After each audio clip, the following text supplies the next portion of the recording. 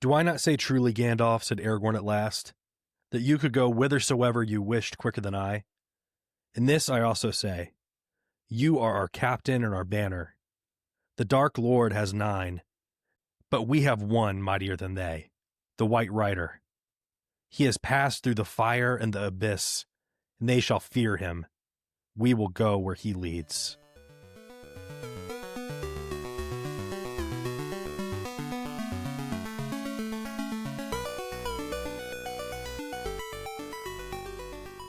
Welcome to the Wayward Wizards podcast. Today we're reading Book 3, Chapter 5 of The Two Towers, The White Rider.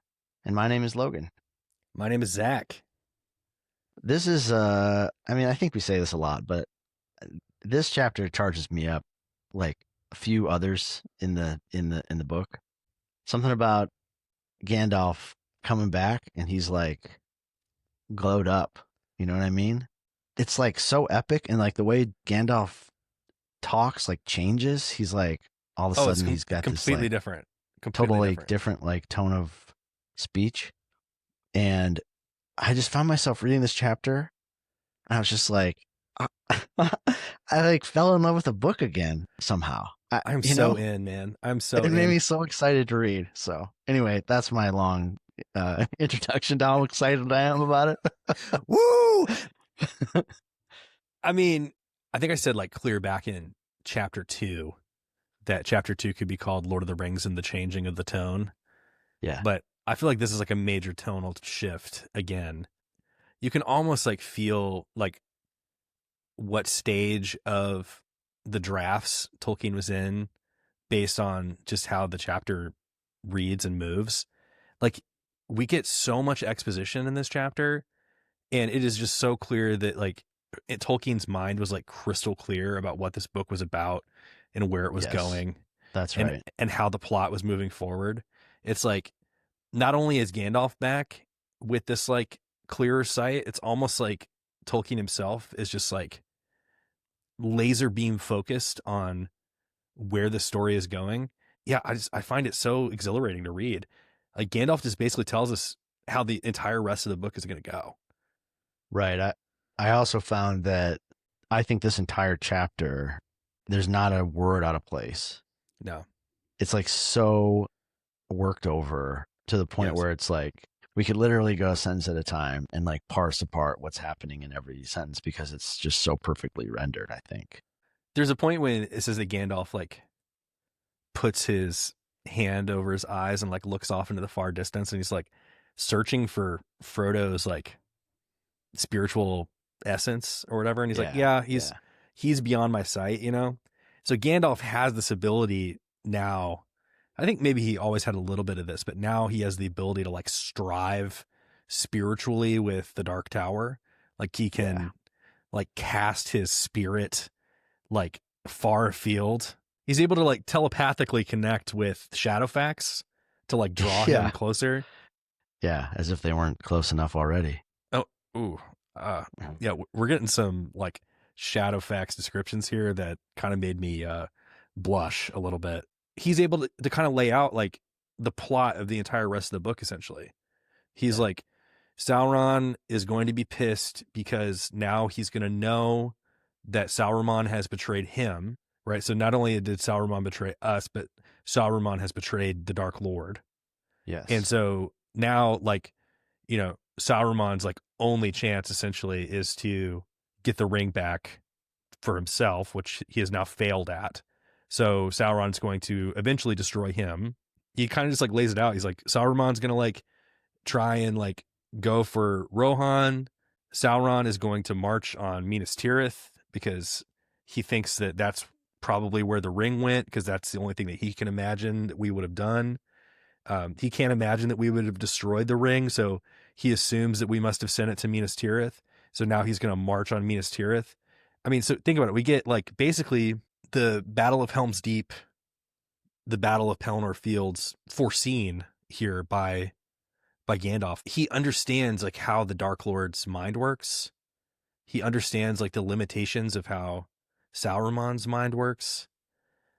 He's far seeing, like he's seen it all. He knows exactly how it's going to play out.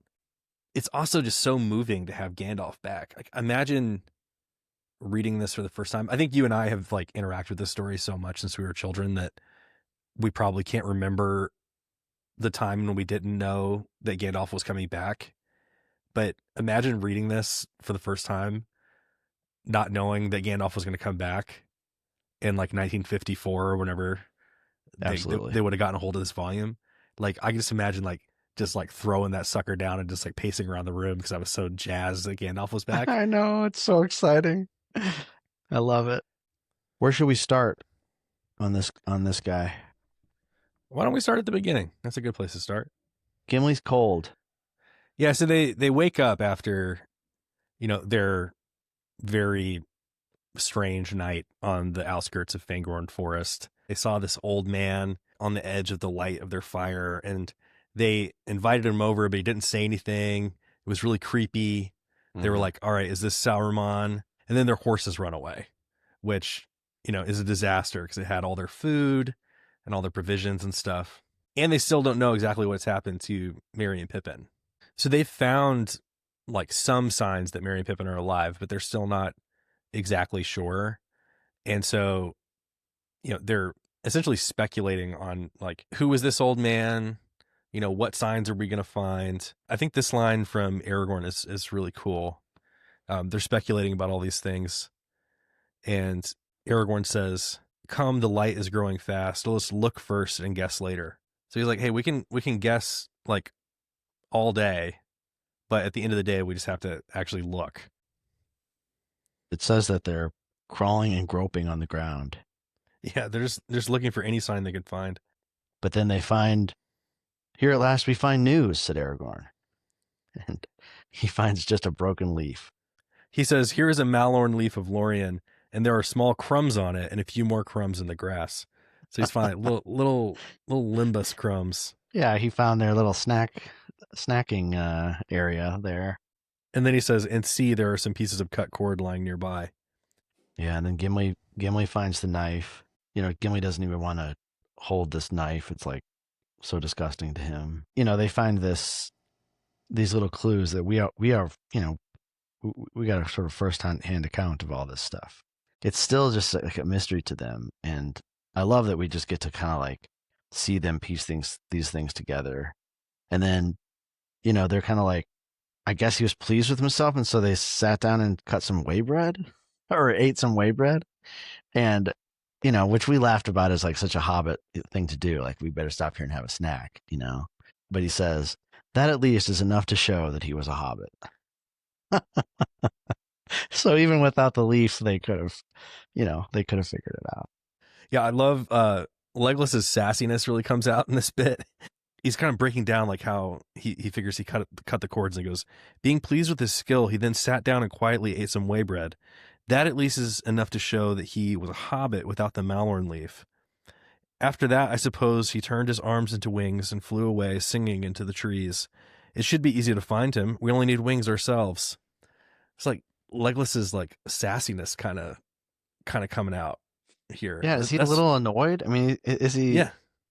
It's kind of, he's like, yeah, how long are we gonna have to chase these guys around? Yeah. It kind of reminds me a little bit of like they're trudging through the snow, like how I can't remember exactly the quote, but Legolas is like, I'm just gonna like run off and grab the sun for you guys, and he like just like runs across the. Do you remember that where he gets like a little jokey? Everybody else is miserable. Yeah, he's kind of I feel like there's kind of like a mythological, I don't know what, fairy tale thing where elves are kind of tricksters and jokesters and things like that, and so maybe Legolas kind of has some of that lightheartedness. Yeah, just always lighthearted, making jokes. Mm-hmm.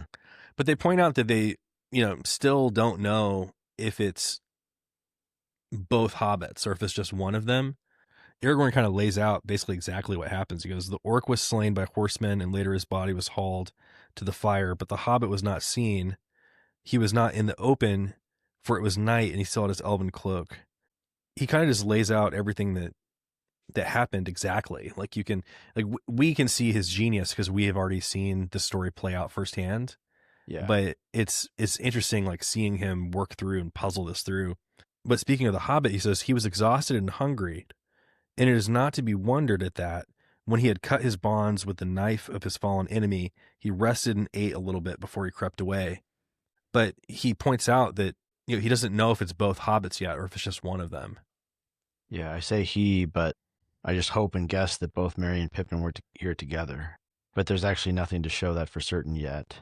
Yeah, Gimli asks, how do you suppose that either of our friends came to have a hand free?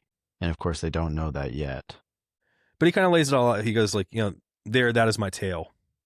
Others might be devised, but on this we may count in any case. One at least of our friends has escaped. He says, it is our task to find him and help him before we return to Rohan. Yeah, and Gimli doesn't love the idea of going into the forest, but they've been running all this time, and the idea of going through Rohan on foot is not so great. So Aragorn's like, well, let's go into the forest. What he says is essentially, at the end of the day, like regardless of how we feel, we know that the right thing to do is to go after these guys and hope that we can find them. But they still don't know. They don't know how many. Like they don't know if both Merry and Pippin are alive. They trust that one of them is alive, but they don't know.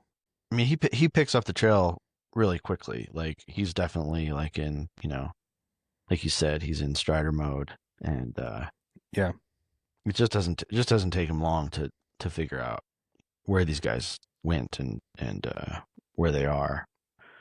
I love what Gimli says here. He goes, I do not wish to meet that old man at unawares without an argument ready to hand.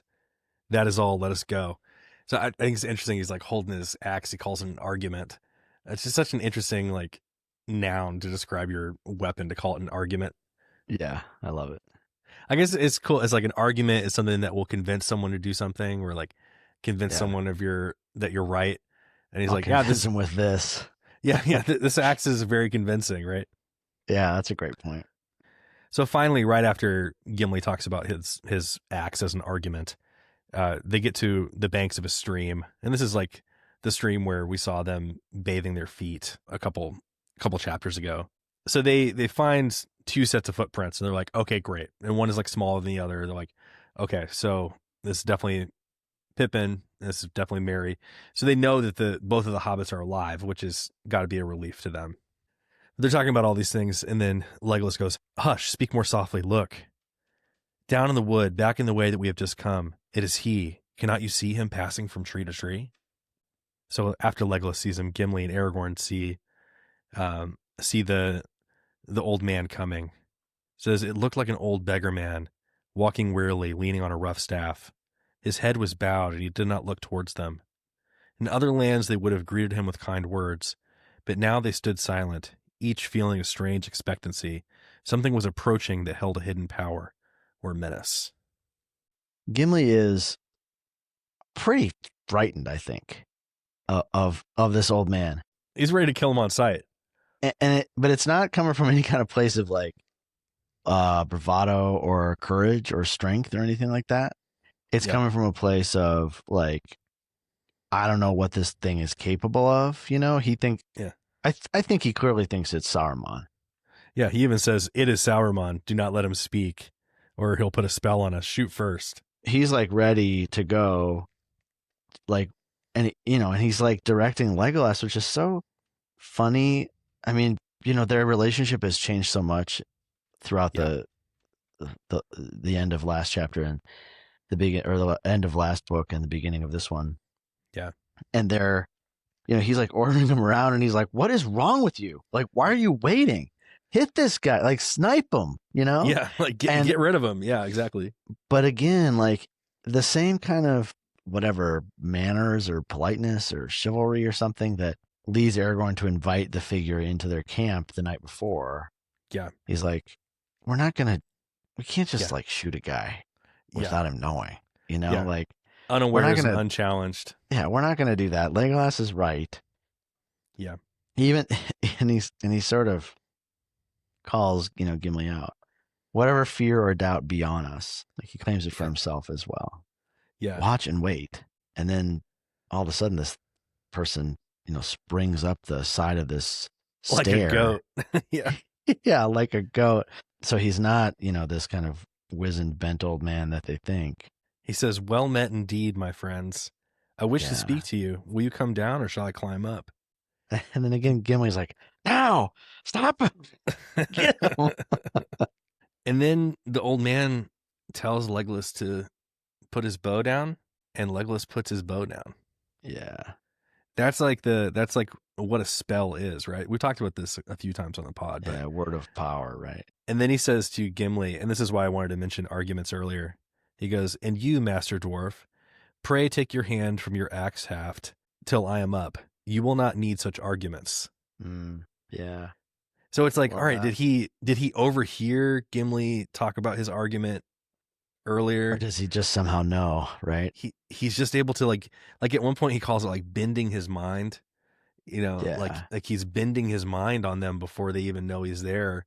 And so he can like read their minds. Like he knows exactly what they're thinking. Pretty freaky. "Well met, I say again," said the old man, coming towards them. He's even a little cheery, and of course they don't recognize him yet. No. But he says the same thing. I mean, sort of similar to What Éomer says? what Éomer says, yeah. "An elf, a man, and a dwarf, all clad in elvish fashion? No doubt there's a tale worth hearing behind it all. Such things are not often seen here." Yeah, and Aragorn's like, you seem like you know a lot about Fangorn Forest, old man. And he goes, I wouldn't say a lot. Like, that would be the study of many lives. But I come here now and again. Like, I've been in Fangorn from time to time. Yeah. Think about the humility of, like, he probably knows more about Fangorn Forest than anybody other than Treebeard. Yeah, right, for sure. But he has this, like, humility even now of saying, like, yeah, you know, like, that would take many lives to be able to claim to know something about this forest because it's so old. Shows, like, a respect. But he seems to know a lot. He goes, "You are tracking the footsteps of 2 young hobbits, I believe." "Yes, hobbits. Don't stare as if you have never heard the strange name before. You have, and so have I. Well, they climbed up here the day before yesterday, and they met someone that they did not expect. Does that comfort you?" So, once again, if we don't know this is Gandalf, that's sinister. That's like a menacing statement. And I think it's a little less sinister because Aragorn recognizes his laugh. In the paragraph before, Aragorn, he laughs.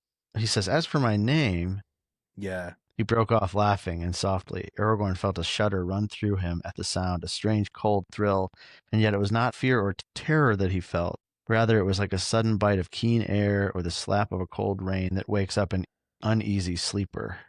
Yeah, so it's like Aragorn, I think, is probably like they sense his power, and I think they are probably sensing at this point because they're all so afraid. They're like, okay, there's something about this guy that is like extremely powerful.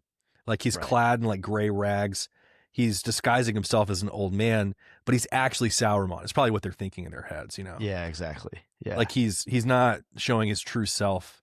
And it's almost like he, like through his laugh, he like almost like pulls back the veil a little bit.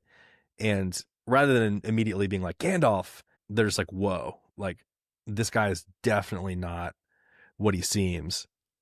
But yeah, when he's like, you know, they met someone they did not expect. Mm-hmm. Like, you know, that if we're reading this for the first time, we don't know this is Gandalf. It does read like I took care of the hobbits. And then I you know what I did. Yeah. But he says, your errand, you see, is no longer as urgent as you thought. Let us sit down and be more at ease. So once again, that could be taken a couple of different ways. You know, we who know the story know that he's saying like, hey, like, great job. You did exactly what you're supposed to do. I'm proud of you. Reading it without knowing that it's Gandalf, it's like, yeah, you know, that thing that you were trying to do, save those hobbits, guess what? Yeah, you don't have to do that anymore because they don't exist. Right? Like, yeah, it's sinister sounding. Yeah, totally.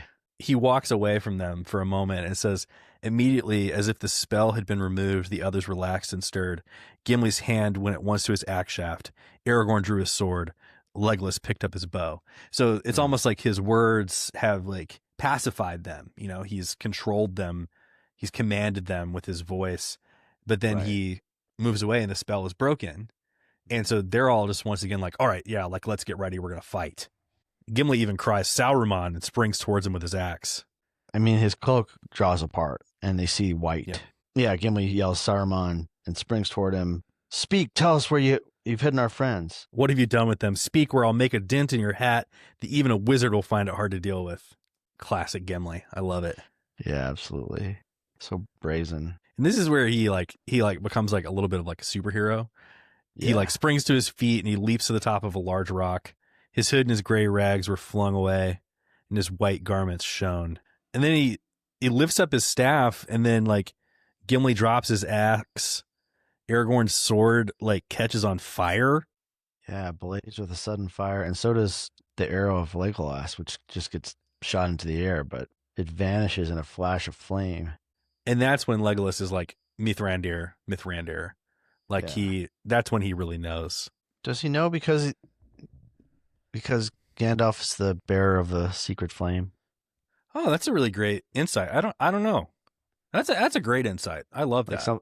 something about the fire, like having that kind of fire magic is like special enough that Yeah, Gandalf is known for fireworks and fire. I like that Gandalf continuously is like, well met. He said Yeah. this like twice or at least. I think it's save the you third time you again, said well met. Legolas, Yeah. Yeah. said the old man. They all gazed at him. His hair was white as snow in the sunshine, and gleaming white was his robe. The eyes under his deep brows were bright, piercing as the rays of the sun. Power was in his hand. Between wonder, joy, and fear, they stood and found no words to say. Gandalf, says Aragorn, beyond all hope you returned to us in our need. What veil was over my sight? Gimli just sinks to his knees. Yeah.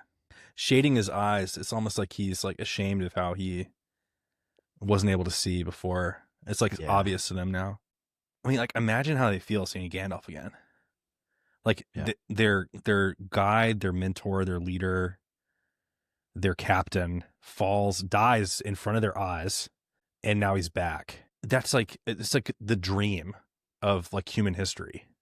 Yeah. Like the tragedy of being human is that all of us die and all of us experience deep loss. And so like, I don't know, I was like asking myself the question this morning as I was reading through this, preparing, like who's the equivalent to this person in my life where I could just be like at my lowest moment and then they would show up, and what that would do to me, like spiritually. Like, Yeah. okay, I'm at my lowest moment, and the person that I absolutely need in this moment comes back from the dead. Yeah. And I think it's such a iconic moment. And really it's like every myth I think like kind of comes back to this desire of like of human beings somehow having some sort of defeat over death. Yeah. But it's almost like Jesus on Easter morning, appearing before Mary and saying like, Mary, and her not recognizing him and being like, supposing that he was the gardener, saying like, if you've taken him somewhere and put his body somewhere, like, let me know where you laid him. Like, she's so distraught that she can't like she can't see him. I kind of imagine her tears Clouding her in that eyes. moment, clouding her eyes and just not being able to see. Yeah. And he's like, Mary. Yeah. And Gandalf here is like, again, I say, well met. It's me. Yeah.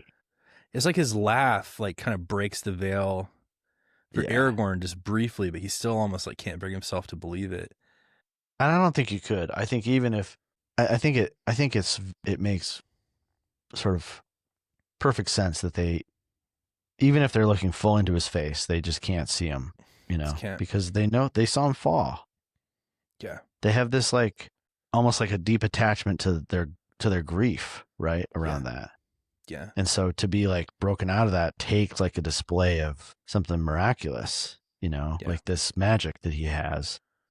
But finally, Aragorn stirred, it says, Gandalf. And he says there was a veil over my sight. That's what I mean by grief, like sort of being attached to grief. Yeah. That you really can't see clearly. I think it's fascinating his response. He goes, Gandalf. The old man repeated, as if recalling from old memory a long disused word. Yes, that was the name. I was Gandalf.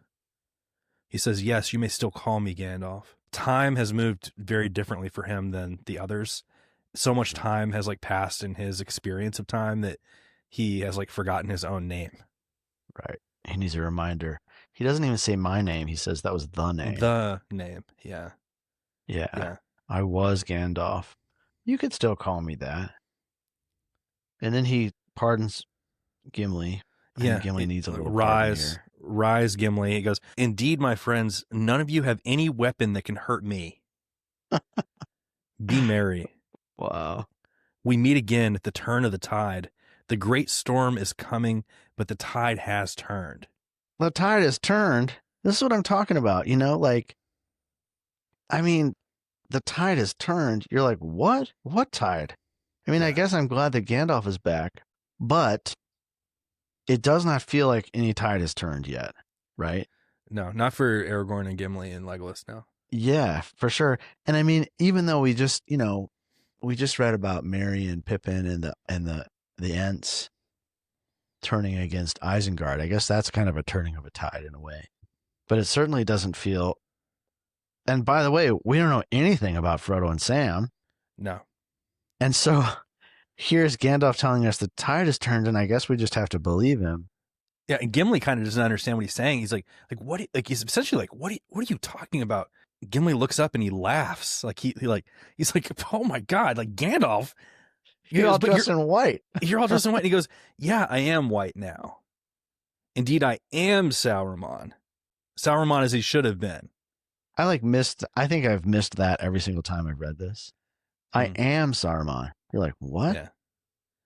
Yeah. But he's like been sent in the like role or vocation, the charge that Saruman was supposed to have to be this leader and he has shirked that, he's completely, and not just shirked it, he's turned 180, he's like repented from it. He's been a traitor. Yeah. Right. He's like completely going the other direction. He's a traitor. But I am Saruman as he should have been. Like, whoa. Like, okay. So he's like replacing Saruman somehow in the world, which is like fascinating. In like the authority that was Sauron's that he misused, right, and betrayed. Now he's been sent back by like powers beyond the comprehension of anyone. Right. And he's like, yeah, like your weapons, they can't hurt me anymore.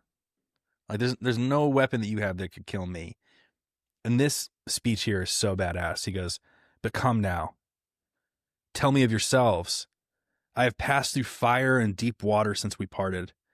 I have forgotten much that I thought I knew and learned again much that I had forgotten. I can see many things far off, but many things that are close at hand I cannot see. Tell me of yourselves.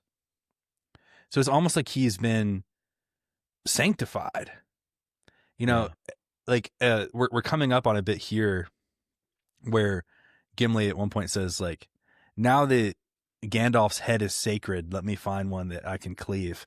Like Gimli is like kind of joking about it, but Gandalf is like basically revealing to them, like, yeah, I am now, like, I'm different than what I was before. I'm transformed. I've been made sacred.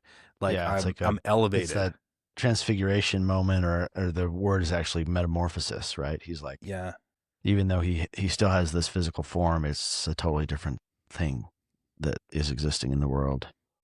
So Aragorn's like, yeah, I mean, I'll tell you like everything that we know, but it's a long tale, but will you not at least tell us if the hobbits are safe? And, did you find them? And Gandalf's like, no, I didn't find them. I didn't even find out about their captivity until the eagle told me. And they're like, the eagle? So here's the eagle. Eagle. Yeah, we saw an eagle too, man. We've been wondering what that eagle was for a while. All that kind of pays off. All that foreshadowing of Legolas seeing an eagle. Right. Legolas is like, I've seen an eagle high and far off. The last time was 4 days ago. And Gandalf's like, yeah, that's my buddy Gwaihir the Wing Lord, who rescued me from Orthanc. I sent him before me to watch the river and gather tidings. His sight is keen, but he cannot see all that passes under hill and tree. And here we also get confirmation that he was the voice that we heard when Frodo was in the high place, that he did indeed like strive with the Dark Tower. I strove with the Dark Tower, and the shadow passed. Then I was weary, very weary, and I walked long in dark thought. Then you know about Frodo, said Gimli. How did things go with him? But of course he can't say. Yeah, after that moment of striving, Frodo leaves beyond his ability to bend his thought towards him. Legolas is the one who informs him. It's like, Frodo didn't walk off alone. Sam went with him. And Gandalf is surprised by this news. He says, "It is news to me, yet it does not surprise me. Good, very good. You lighten my heart." It says he has a gleam in his eye and a smile on his face, which to me, that's the old Gandalf, Yeah. like always, with that twinkle in his eye, kind of just knowing, that lightness of being with your friends and people you enjoy is like going to take care of the like fate of the world. And I think he kind of loves that. In fact, like you just said, he just loves that Sam is with him. He's like, oh, perfect. Yeah, like, couldn't have planned it better myself. Yeah, right, exactly. It's like, that's the person you chose to be his companion, man. Like, of course you're happy that. Here's a bit, kind of a philosophical question that I think we could kind of sink our teeth into a little bit. Aragorn and the rest kind of fill in the story of what's happened since they've parted, since he fell. And it says that Aragorn tells him about the death of Boromir and the last journey upon the great river, and the old man sighs. And he says, "You have not said all that you know or guess, Aragorn, my friend." So Gandalf, I think, reads Aragorn's mind and sees the full truth of Boromir's betrayal. Yep. And he says, "Poor Boromir, I could not see what happened to him. It was a sore trial for such a great man, a warrior, and a lord of men. Galadriel told me that he was in peril, but he escaped in the end. I am glad. It was not in vain that the young hobbits came with us, if only for Boromir's sake." What do you make of that? I think about that. I think about that all the time. Yeah, it's Boromir's sacrifice that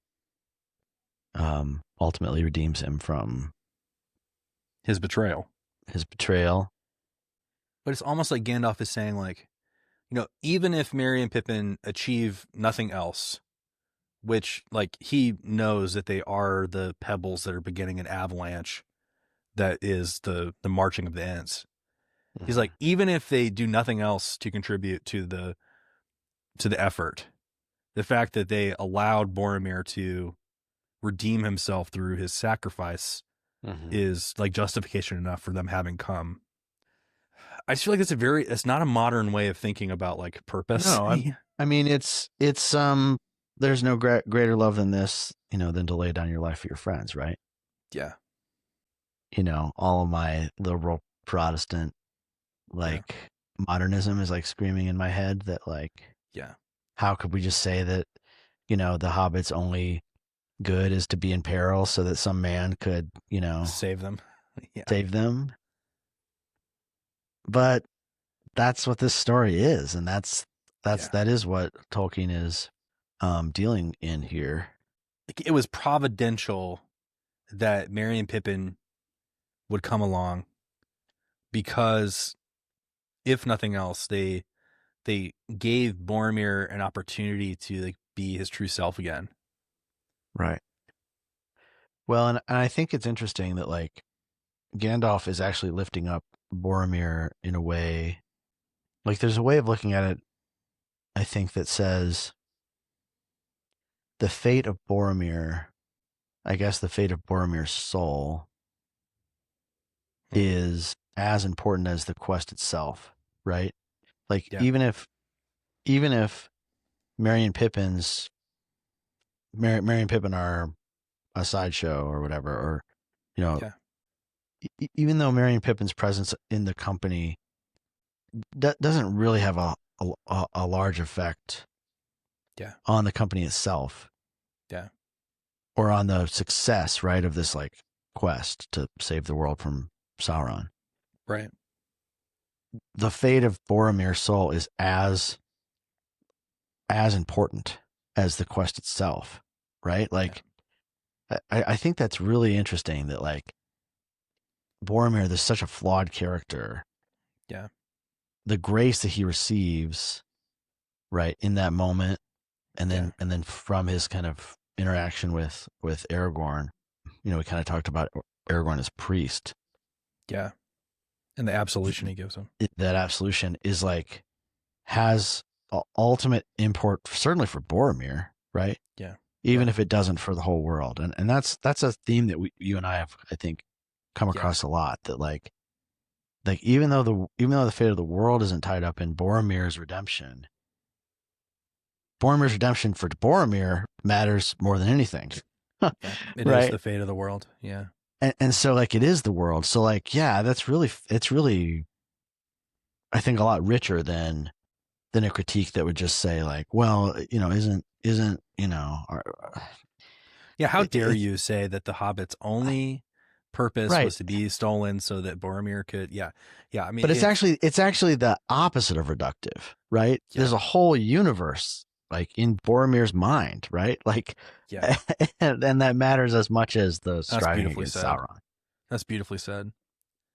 I think like the next 3 pages here, I think we could almost read like getting like too deep into this is almost a mistake. But yeah, let me, if you would, just kind of summarize like all of the points that, and I'll start with Boromir. Okay. Yeah, please. And Gandalf kind of goes on a diatribe here, and I think it's hilarious. He says like, oh yeah, old people have a tendency to talk to themselves because they're the wisest people that they know. This is classic Tolkien. I love that. Yeah, it's so great. But talking about fate, a constant theme in Lord of the Rings is that even when calamitous things happen, as long as good people continue to choose the good, it will be revealed that the only way that good could triumph over evil is for all those bad things to have happened. Boromir had to betray Frodo. Because if Boromir had not betrayed Frodo, Frodo would not have struck out on his own. If Frodo had not struck out on his own, he would have been there when the Uruk-hai came 300 strong, and that would have been it. Right. An evil thing being used to bring about an ultimately good fate. Yeah. Merry and Pippin had to be abducted. Because if they hadn't been abducted, Boromir wouldn't have had a chance to redeem himself. Mm-hmm. And like the sinful man couldn't have had that chance of absolution. It had to happen. If Merry and Pippin hadn't been abducted, then Sauron would have been able to still be in the good graces of Mordor. It wouldn't have given Sauron the chance to betray Mordor, and it wouldn't have split up the evil forces.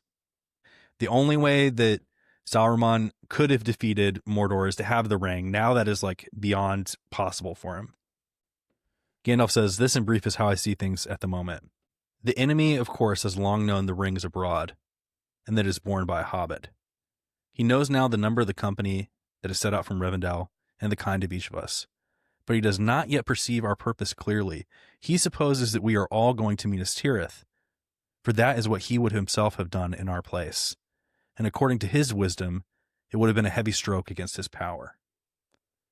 So if everything had not been played out exactly the way that it does, like Sauron thinks that they are all in Minas Tirith right now. And so he is like preparing his forces to go march on Minas Tirith because that's where he thinks the ring is. Yeah. And if all those calamitous things hadn't happened exactly the way they did, then it wouldn't have happened this way. And because of that, he's about to strike at Minas Tirith too early. If he knew that Frodo was coming to Mordor, he would just double up his like surveillance. Yeah, they would have seen him coming. But he can't perceive that they would destroy the ring. He assumes that they are going to do what he would do. Mm-hmm. It says, but now his eye gazes abroad rather than near at home, and mostly he looks towards Minas Tirith. Very soon now his strength will fall upon it like a storm. So that's the Battle of Pelennor Fields. That's what's coming. Yeah. He's blinded by his inability to conceive of someone not wanting to wield power. He can't watch the borders of Mordor and Minas Tirith and Pelennor Fields and Rohan, all at once. Yeah. And he's blinded because of his like ego, right? His like, Yeah. his striving to be this like power, the same way that Saruman has been. Right. And if Saruman and Sauron would just work together, this would be an easy win. But they can't, of course, because they're both just malignant narcissists. Like, Yeah, like only one finger can wield the ring, and both of them want it to be theirs. Right. Yeah. It's interesting, this line here. It goes, "Yet a treacherous weapon is ever a danger to the hand." What a great line. Yeah, cut yourself. Sauron also had a mind to capture the ring for himself, or at least to snare some hobbits for his evil purposes. So between them, our enemies have contrived only to bring Merry and Pippin with marvelous speed and in the nick of time to Fangorn, where otherwise they would never have come at all. That is like the thesis of the entire book. Yeah. That like evil undoes itself, and is like, as hard as they might try, like good prevails. So that was maybe a long, convoluted way of saying all this, but I think that, I think that's what's so masterful about this. It's like, the reason why they're going to win is because Sauron can't conceive of them not trying to wield the ring as a weapon. Yeah. And so he assumes that they're at Minas Tirith with the ring, and he is going to strike too soon because he's afraid that they're going to strike out from Minas Tirith with the ring. Right. And so that's why it's like, Gandalf calls him a wise fool. Yeah, the only thing he understands is power, force, domination, tyranny. Yeah. He doesn't understand power through weakness, simplicity, no. Self-sacrifice. No. Yeah. Which is what wins in the end here. He says he now has Isengard to fear as well as Minas Tirith. If Minas Tirith falls, it will go ill with Sauron. So Sauron's a dead man. Yeah, Saruman's dead no matter what. If he doesn't get the ring, But of course, we know the ring is nowhere near Saruman right now, so. No. Saruman, in playing the part that he's been playing, yeah, has helped the company. The enemies failed to gain the ring, partially because of Saruman striving for the ring. Yeah. And that's where Gimli says, "Then is not Saruman a traitor?" said Gimli. Yeah. And Gandalf says, "Well, yeah, he is, doubly. And is that not strange? Nothing we have endured of late has seemed so grievous as the treason of Isengard. There's something worse about it because it's more personal or something like that, maybe." He says he threatens the men of Rohan and drives off their help from Minas Tirith, even as the main blow is approaching from the east. So he's like, he's poisoning the minds of the Rohirrim to weaken Minas Tirith so that when Mordor comes and, is that storm that, bashes against the walls of Minas Tirith, they won't have the Rohirrim to help them. And so that's now what Gandalf has to prevent. He's like, we know now that Mordor is coming for Minas Tirith, and so we need to make sure that the Rohirrim are there to help when the time comes. And that's what, all the action of the coming pages are leading up to, the Rohirrim being ready to answer the call when Gondor makes the call. Right. So that's their goal now. They're like, you know what? Like, Merry and Pippin have their role to play. Sam and Frodo have their role to play. Now Gandalf, Gimli, Aragorn, Legolas, their task, as Gandalf sees it very clearly here, is to free up the Rohirrim to be there when Gondor needs them. Right. And it's so complex, but Tolkien just has like such a clear vision of all the moving parts here. It's really masterful. So all this talk about Sauron, Gimli finally gets to another mystery, which I think, you and I were unclear on this. I think probably everyone is pretty unclear on this. Gimli's like, wait a minute. There's another thing that I should like to know first. Was it you, Gandalf, or Sauron that we saw last night? And here we get a definitive answer from the man himself. You certainly did not see me. Therefore, I must guess that you saw Sauron. Evidently, we look so much alike that your desire to make an incurable dent in my hat must be excused. I love incurable dent in my hat. So good. So dense. There's so many callbacks and little jokes and things like that in this chapter. Yeah, but I think it's nice that we get a definitive answer that it was not Gandalf, which means that it must have been one of the phantoms of Sauron, as Gimli feared all along. So the hunters find out that the hobbits are with Fangorn, Yes. with the Ents, and again, this is something out of myth and legend for everyone Yes. coming back to life. And they ask, well, should we go soon and go find our friends and see Treebeard? No. And Gandalf says, no, that's not the road that you must take. Yeah. I've spoken words of hope, but only of hope. Hope is not victory. Yeah. War is upon us and all our friends, a war in which only the use of the ring could give us surety of victory. And this is the moment where he puts his hand over his eyes and he looks eastward. And then he shakes his head and he says, no, it has gone beyond our reach. So he's saying, like, I'm not able to bend my mind to sense Frodo anymore. But he says, of that, at least, let us be glad. We can no longer be tempted to use the ring. We must go down to face a peril near despair, yet that deadly peril is removed. So he's like, basically like, yeah, count yourself lucky that Frodo is like so far away from us now that like we can't be tempted to use the ring anymore. Right. And I've said this multiple times, but you can't be tempted by something you don't want. Mm-hmm.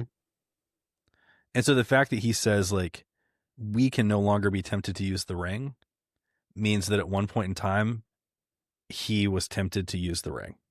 Yeah. That's a great point.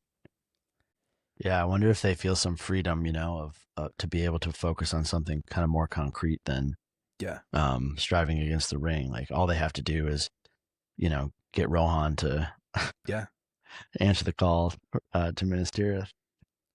That goes all the way back to chapter 2, like when Gandalf says, "Don't tempt me, Frodo." Yeah, that's right. Yeah, like you can't be tempted by something you don't want. Right. He has this moment of like consolation to Aragorn, which I think is really beautiful. He says, "Come, Aragorn, son of Arathorn, do not regret your choice in the valley of the Aemon Wheel, nor call it a vain pursuit." Which is what he's been doing the whole time. I mean, how many times has he said it? Like all of my like 6 or 7 times where he's talks about all his my doubts decisions have gone right. Wrong. Like I've made every wrong decision. He goes, "You chose amid doubts the path that seemed right. The choice was just, and it has been rewarded. For so we have met in time who otherwise might have met too late." So that's the thesis again. It's like, if all those bad things hadn't happened, those things that you judged to be a disaster or calamity, if they hadn't happened exactly the way they did, then we wouldn't have met in this moment right now. And that's exactly what is needed for the quest to succeed. So never count yourself out. Like if you are going through a hard time, I'm switching into like preacher mode here. Sorry. Like if you listener are going through a hard time, and you think that there's no hope, like with the gift of retrospect later, you might look back and say, like, everything that happened to me had to happen in order for me to get to this moment. Right. And that's like, whether you believe that or not, like theologically, philosophically, I want to believe that. Yeah, I'm the same way. I don't think I do believe it because I'm basically pretty cynical person. Yeah. But the prayer that I tell myself all the time is like, have some hope, Yeah. Yeah. But he states it pretty clearly here. He goes, "You must go to Edoras and seek out Theoden in his hall, for you are needed. The light of Andoril must now be uncovered in the battle for which it has long awaited. There is war in Rohan and worse evil. It goes ill with Theoden." So he's basically like, hey, like, he says, your next journey is marked by your given word. He's like, hey, you told Éomer that you would go back to meet Theoden. So, like, chop, chop. And that's where we get to the line that we started the episode with today. He is, like, now reaffirming Gandalf's role as their captain and as their guide. Yeah. The Dark Lord has 9, but we have 1. The White Rider. He has passed through fire and the abyss, and they shall fear him. We will go where he leads. So Legolas says, so about the fire in the abyss, Yeah. could you let us know like what that was like? Gimli says, come, Gandalf, tell us how you fared with the Balrog. And Gandalf shudders. He says, name him not. And it says that he looks old as death. Yeah. And he begins to speak. Long time I fell. What a great sentence is that? Strange way to put that, yeah. Long time I fell. And he thinks back on it with difficulty. Again, it's like almost like it's been like, like a millennia or something. Yeah. He says, long I fell and he fell with me. His fire was about me. I was burned. Then we plunged into the deep water and all was dark. Cold it was as the tide of death. Almost it froze my heart. There are so many descriptions of the Balrog here that are making me Grossed out? Grossed out, but questioning everything I think I know about the Balrog. Right? We had a long conversation about what we think the Balrog is like. Oh, we did? Yeah, you might remember it. We completely agreed, right? Yeah, we were on 100% agreement. I mean, I think the thing we agreed on is that it's like a void in the world, sort of. It's like a pit of. It's like almost like a negation, I think is a word we used. Yeah. But it says that his fire was about me. He got burned by the Balrog's fire. But then the fire went out. So it was hot, then it was cold. I mean, Gandalf really went through the ringer here. And then they're at the like bottom of the world, beyond light and knowledge. Thither I came at last to utmost foundations of stone. He's like at the roots of all creation. And then it says that the fire was quenched, but it was a thing of slime, stronger than a strangling snake. All those S's. Slime, stronger, snake, strangling. Oh, that's great. The thing is just, this thing is like, it's just anything around it that's gross or harmful, it like is, then we get I think this like has captured people's imagination forever. Yeah. That there are things in these dark tunnels that are gnawing at the roots of the earth. Far below the deepest delvings of the dwarves, the world is gnawed by nameless things. Even Sauron knows them not. They are older than he. Like, oh my goodness gracious. Now I have walked there, but I will bring no report to darken the light of day. I like that.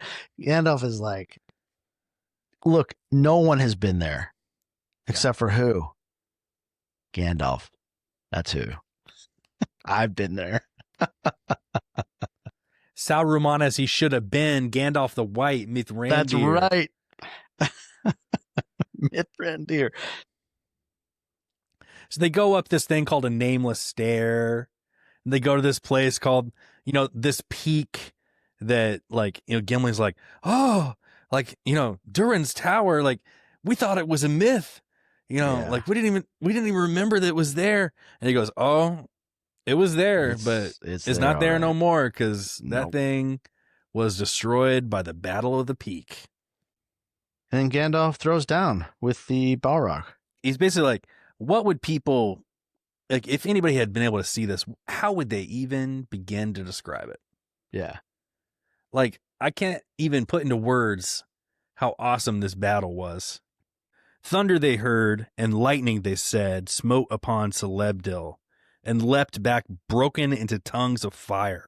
A great smoke rose about us, vapor and steam. Ice fell like rain. I threw down my enemy, and he fell from the high place and broke the mountainside where he smote it in his ruin. Then darkness took me, and I strayed out of thought and time, and I wandered far on roads that I will not tell. He says, naked I was sent back for a brief time until my task is done, and naked I lay upon the mountain top. I was alone, forgotten, without escape, upon the hard horn of the world. There I lay staring upward, while the stars wheeled over, and each day was as long as the life age of the earth. And that's where Gwaihir the Wing Lord finds him. So this is the second time in this book that Gwaihir has plucked him from a peak and saved his life. Orthanc and now here. And yeah. Gwaihir. And Gwaihir takes him to Lothlorien. Ever am I fated to be your burden, friend at need. Ooh, I feel like I could write that to you in a letter, dude. Ever am I fated to be your burden. That's such a nice thing to say. Thank you. But Gwaihir's response is so beautiful. He's like, yeah, you have been a burden, but not right now. Like, you're lighter than a swan's feather. He's like, I could let you fall and you would just float back to the earth. And Gandalf's like, don't joke about that. Don't joke about please, God. I like that Gwaihir doesn't just like downplay it. He's like, yeah, you have been a burden. You have been a burden. Yeah. But I got you. I got you, bro. I got you, dog. Caw, bro. Caw. Yeah, I like that. That's really beautiful, though. He says, you know what? Right now, it's all good. I got you. So. And I think like Gwaihir is like recognizing that he's like newly born. He's been sent back. Like he really died. And now he really is like an elevated spiritual being. It says, thus I came to Karas Galadhon and found you, but lately gone. So he's like, I got there like just a little bit after you left. Right. And he says, I tarried there in the ageless time of that land where days bring healing, not decay. Healing I found, and I was clothed in white. Counsel I gave, and counsel I took. Thence by strange roads I came, and messages I bring to some of you. So he's like, hey, I got a couple text messages here on my Motorola Razr flip phone. Let me just put my reading glasses on. I'm going to read those out to you. Aragorn, here is a cryptic poem that could have been said very simply, but instead is in a song for some reason. Basically like, hey, get your boys. It's time to ride. Gonna go through the dead watch the dead that watch the road that leads to the sea. And you need your Dunedain alert with you. Yeah, right? Oh, come on, Galadriel. Oh, and Legolas, I got you a little song here from Galadriel as well. She says, beware of the sea because you're going to die. And Gimli's like, what about me, dog? What about me? I as I was listening to this today, I was listening to it one more time, like on my commute back home from work. And I was like, Gimli is like someone who's like sitting by their cell phone waiting for someone to text them back. Yeah. He's just looking at that red notification. Yeah. And he's just like, okay, like, yeah, everybody else got messages, but not me. He's just like sitting, waiting for that message. And he's just like, my life is bad. Right. Because my lady's not texting me. And Gandalf's like, oh, sorry. I was just like thinking for a minute about what I'd already said, but she brings you a message, Gimli. To Gimli, son of Glóin, give his lady's greeting, Lockbearer. Wherever thou goest, my thought goes with thee, but have a care to lay thine axe to the right tree. Galadriel's got bars, man. I think Gandalf made that up.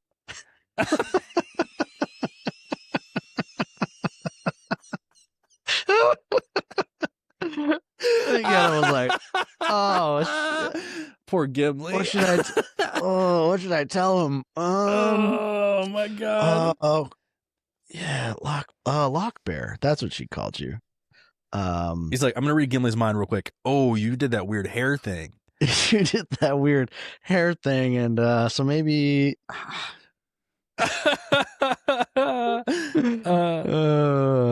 But Gimli loves this. He starts dancing around and starts speaking in his secret dwarf language in front of everybody else. Interesting. Strange dwarf tongue. Yeah, I mean, I think, like, isn't it like that they, like, don't say that in front of anybody? That it's like a secret language? Yeah, they only speak it to each other. And So he So he forgets must be himself here. excited. And then he starts swinging his axe around. That's so beautiful. Like the idea that like a dwarf would celebrate by, like taking out their axe and doing Swinging like it a above their form head. or whatever. And this is my favorite line of the entire chapter. Since Gandalf's head is now sacred, let us find one that is right to cleave. He's ready to go. He's charged up by Galadriel's Lockbearer poem. Oh, man. Oh, my goodness. That won't be So- far to seek, said Gandalf, rising from his seat. Let's go, dog! Do-do-do-do-do. Now there is need of haste. So Legolas is like, hey, it's going to be a long walk to Rohan, bro. Like to the Yeah. Golden Hall. That's going to be a long, weary walk. Gandalf's like, hey, I got you. Got you, dog. I know a guy. And so he lets out a clear and piercing note of a long whistle. It was a note that the others stood amazed to hear. They couldn't believe that sound came out of that old man's lips. 3 times he whistles. And then, faint and far off, it seems they hear a whinny of a horse borne up from the plains upon the eastern wind. What horse? Who is it? Oh, it's not just one horse, it's 3. Legolas is like, see how they run. There's Hasufel, and there's my friend Arod beside him. I think it's so sweet he calls him his friend. I know. But there's another that strides ahead, a very great horse. I have not seen his like before. Nor will you again, said Gandalf. That is my boyfriend, Shadowfax. My boyfriend. He is the chief of the Maoras, Lord of Horses, and not even Theoden, King of Rohan, has ever looked on a better. Does he not shine like silver and run as smoothly as a swift stream? He has come for me, the horse of the White Rider.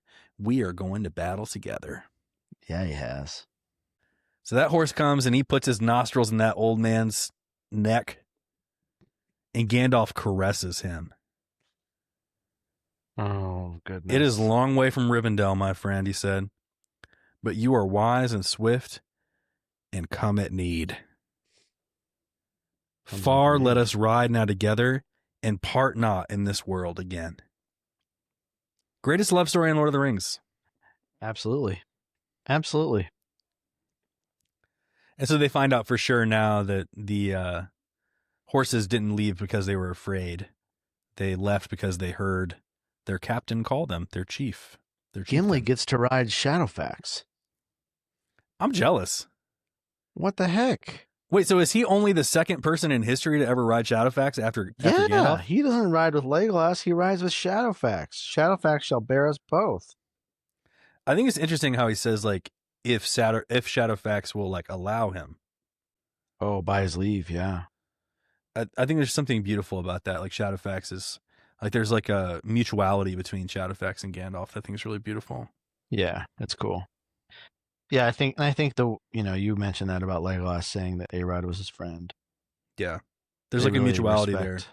there. Right. Yeah. Shadowfax is Gandalf's friend, and Arod is Legolas's friend.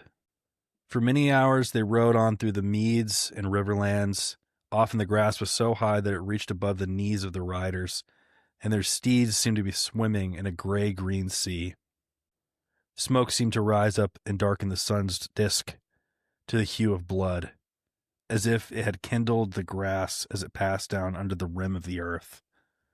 That's a beautiful sentence. Yeah. There lies the gap of Rohan, says Gandalf. It is almost due west of us. That way lies Isengard. I see a great smoke, said Legolas. What may that be? Battle and war, said Gandalf. Ride on. Ride on. Tolkien really, these last 2 chapters, He's cooking, man. the last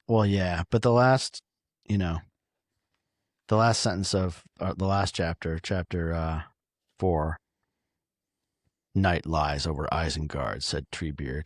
Then we hear about Isengard again. What's that smoke? Battle and war, said Gandalf. Do. What? Fatty Bulger. Got to make those Fatty Bulger t-shirts. Thank you for reading along with us this week. Next week, we'll be back with Book 3, Chapter 6 of The Two Towers, The King of the Golden Hall. If you want to help us out, please share this podcast with a Lord of the Rings fan in your life. Follow us on Spotify, Apple Podcasts, all the places where you get your podcasts. Leave a review, subscribe on YouTube, and visit us at waywardwizards.com for more info. We love you, and we hope you will join us next week. I've been Logan. He's been Zach. Say goodbye, Zach. Do. Fatty Bulger. Fatty Bulger. Caw-caw. Bye. Why here? We'll see you next week.